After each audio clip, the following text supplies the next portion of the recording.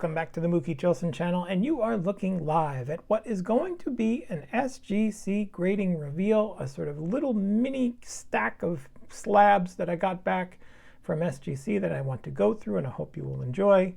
And that is in addition to what is going to be a Mookie minute, which is again a magical minute that sort of defies the space-time continuum and will last for longer than a minute, but it will tee up one of my favorite pickups that I've gotten in recent memory. And I hope you'll stick with me. It's an interesting story, and that's all I'm going to say about that for right now. So stay with me to the SGC reveal. This is a 1969 Tom Seaver that I have had in my collection that I thought might do better and grade higher than my current one, which is a 6.5. This is just a nifty card, fairly well centered. And a really nice looking Tom, and you can see on the back it's got very good corners, and frankly it got, let's see if I can show you, it got what I expected from SGC, a 7. So very nifty. That'll go on my PC, and I'll probably sell the other one, which is a 6.5. This was a small batch of SGC cards that I sent in on a Monday, and they came back the following Saturday. So it was like 10 days door to door, which is insane-o. This 71 Seaver, this is a card that I picked up for $10. It was one of those auctions where I was buying another card, and so I wanted to see what sort of stragglers this seller had that was ending around the same time. And this Seaver was one of them, and I couldn't believe how nice it looked in the photos. I thought for sure there must be something wrong with it. And then when it got to me at my home, it looked great. I thought, geez, this is sort of gradable. And these are tough cards, as we know, with the black borders. And so I wanted to see what this would do. I thought it might get a 7 or maybe a little bit higher, and it got a 7. And so that's pretty nifty. So I will put that in my PC as well. This is one of those 1966 Topps Robin cards. This is another one that I had from a lot that I had bought. This Robin card is, these cards are really tough on centering. They're tough to find well centered. They're very, very often misaligned both ways.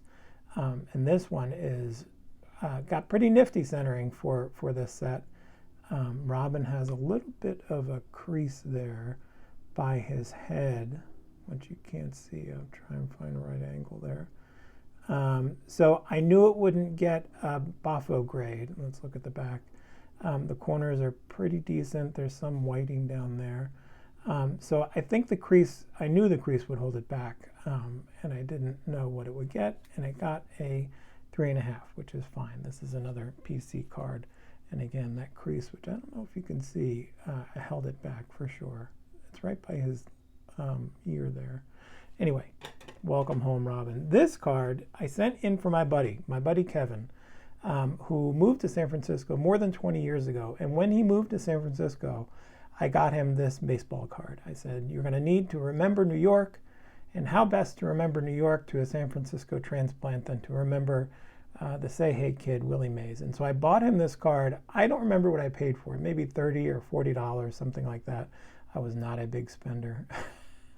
But this card has been through heck. But he kept it and held it. And I said, you still have that Willie Mays card? I should get that graded for you, just so it's encased and entombed and can last for the ages. And he said, yeah. And I said, okay, give it to me. I'll send it in. Again, creases aplenty. I was not an elite condition hunter back in the day, nor am I now.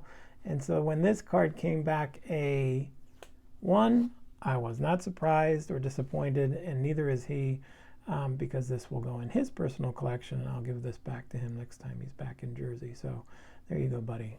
Congratulations on the Willie.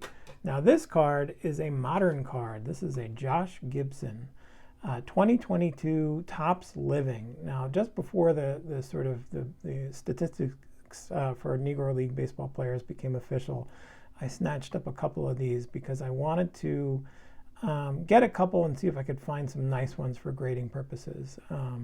I love this 1953 Topps look. I think this painting of Josh Gibson is just immaculate and beautiful. And so I got a couple of these, and I decided I would send off the best two to see how I could do. And this one I sent in, and it came back graded a 10, which I don't know if I've ever gotten a 10, a 10 from SGC before, which is great. And again, the reason I wanted this card encased in SGC plastic here is because I wanted to put it up on the shelf in the museum next to Satchel Paige, the 53 top Satchel Paige. Now I wish Satchel was probably as well conditioned as this Josh Gibson, but ultimately it doesn't matter. They're both beautiful cards and sort of will fit very snugly next to each other on the shelf there. Now the other Josh Gibson I got, do I have that? That's somewhere. It also got a 10. So I have two 10s. One of them is I'm going to sell, and this one I'll keep next to Satch. And so that is your SGC grading reveal. The Satch I already had, by the way. I think I've shown that in a previous grading reveal. Now let's get to the Mookie Minute.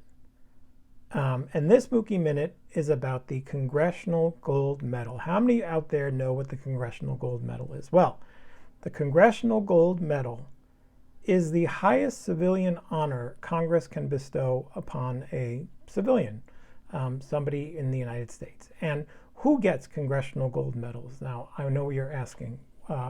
Why are you telling us about this? Because Congressional Gold Medals have gone back, all the way back to the founding of the country. The people who used to get Congressional Gold Medals were people like George Washington, Major General Horatio Gates, Major General Anthony Wayne. You get the idea. So that's what Congressional Gold Medals used to be. They have since, in the more recent times, gone to people like, Charles Lindbergh in recognition of his aerial navigation and solo nonstop flight from New York to Paris. Thomas Edison for the development and application of inventions that revolutionized civilization. The Congressional Gold Medal has been awarded to people like Bob Hope and entertainers. This was given in 1962 to Bob Hope for his contributions to entertainment and culture. And how about Walt Disney here? Walt Disney got one for outstanding contributions to entertainment, which benefited the United States and world culture. So he got one. Now there are three baseball players in the world have gotten a United States Congressional Gold Medal. Do you know who they are? I want you to think quietly to yourselves and answer the question, who are the three Major League Baseball players in history who have been awarded the highest civilian award from the United States Congress? The first one is, in 1973, this guy, Roberto Clemente. Basically, in the wake of his death, there was a national upswell of appreciation for him, of course, for being a great humanitarian, a great contributor to American life and society and culture. And so Roberto Clemente was the first Major League Baseball player to get the Congressional Gold Medal. The second, and there's his medal, as you can see there, sort of with the P. There probably would have been better artwork. Anyway, the second one went to Jackie Robinson. There is Jackie's widow, Rachel Robinson, in the year 2005, standing, I guess, in the halls of Congress there. And as George Bush said at the time, Jackie Robinson's story is one that shows that what one person can do to hold America to account to its founding promise of freedom and equality. And there's Jackie's medal. Let me see if I can blow that up a little bit. And you see it's Jackie Robinson on the front, and on the back his infamous quote, "A life is not important except in the impact it has on other lives." And so there is a third recipient. A third Major League Baseball player has gotten this award. Now I want you, if you've passed the test and gotten these two, who is the third? The third is Larry Doby. He was finally awarded this by an act of Congress in 2018. His family was finally awarded this Congressional Gold Medal posthumously this year in 2024. Doby, who we all know is a Hall of Fame baseball player, was the second man to integrate baseball and the first to do it in the American League. He was born in South Carolina, went to high school in New Jersey, became a national star in Cleveland after breaking the color barrier. We have just commemorated Larry Doby Day on July 5th. You may or may not know that Larry Doby on July 4th, 1947, was playing the first game of a doubleheader for the Newark Eagles in the Negro Leagues when he got the call and took an overnight train to Chicago to make his debut against the White Sox.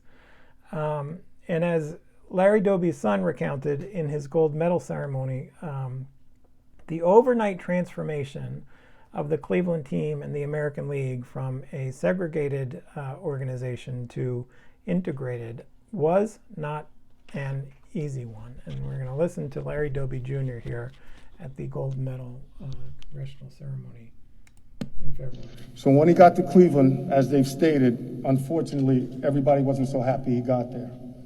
And there were people who didn't shake his hand, there were people who gave him the dead fish handshake, and there were a few who shook his hand. My father was far from perfect, as we know that none of us are perfect. Jesus is the only one who walked on this earth that was perfect. But one thing he was perfect at is he never mentioned the names of the guys who were the bad guys. So to this day, I don't know who they were. But the names that I heard in my house were the guys who looked out for him, the guys who made what he did possible. That was Steve Gromek, that was Joe Gordon, that was Jim Hegan, that was Bob Lemon. And for that, I thank their families and them up above for being there. Because what my father did, yes, he stood in that batter's box by himself, but everybody here knows how hard it is to hit. And if you have to try to perform when your mind is not clear and nobody's pulling for you, it makes it even harder. But those guys accepted him, and they were lifelong friends, and I'm just sorry I didn't get to meet some of them to thank them for their friendship. So Larry Doby's son rattled off a few names of players who welcomed him. And one of them, the first name he mentioned, was a guy named Steve Gromek. Now, who is Steve Gromek? Steve Gromek was a former sort of starting reliever, a starter for the Indians. I think he made an all-star game in the mid-40s. But by the time 1948 rolled around, when Larry Doby and the Indians were going on their World Series run, Gromek was a reliever and a spot starter in Larry Doby's first full year.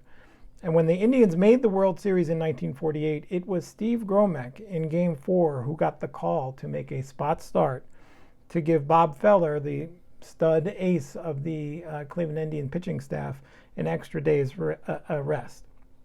And Gromek, as it turns out, would pitch the game of his life in Game 4, giving up one run in a complete game victory over the Boston Braves. And as it turns out, Gromek was made a winner in Game 4 by none other than Larry Doby, who, in front of a record capacity crowd at Cleveland Municipal Stadium, 81,000 people or more were in that stadium. And in front of that crowd, Larry Doby, in the bottom of the third inning, hit a long solo home run to put the Indians up by 2. Here we go. Let's take a watch here.